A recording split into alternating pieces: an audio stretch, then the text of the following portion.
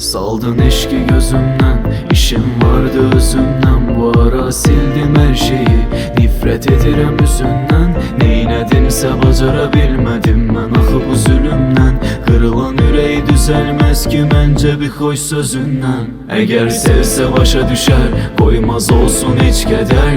Əgər sevsə halıma yanar, mən ona yandığım qədər. Geriyə dönmək istəsən, yoxdu daha da heç kimin. Çünki bəs elədi mənə yoxluğunda çəkdiyim zəhər.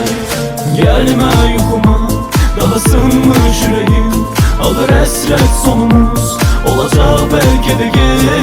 Gəlmə yuxuma, daha sınmış ürəyim.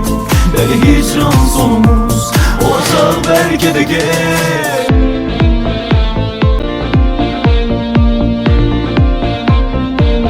Düşünme bu barədə, sadəcə sənə aidəm onsuz. Gülüşü baxışı hər bir zərrənə mən aşiqəm onsuz. Bilməlisən hər bir an sənə mən sadiqəm onsuz.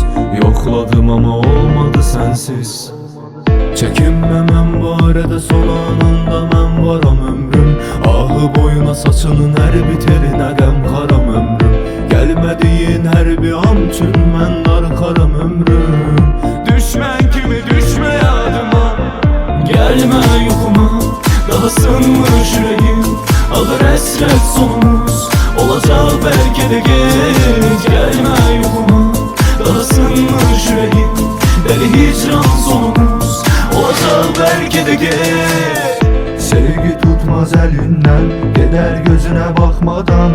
İstəmirəm yanmağı, ot tutub alışmadan. Əgər gözünü gözündən çəkirsə əlini tutmadan. Seçibdi unutmağı, sən onu unutmadan. Bəlkə gözlərində ayrı dünyalarda qalmışam. Yüzümdə bir qırışlıq, saçımda dən bocalmışam.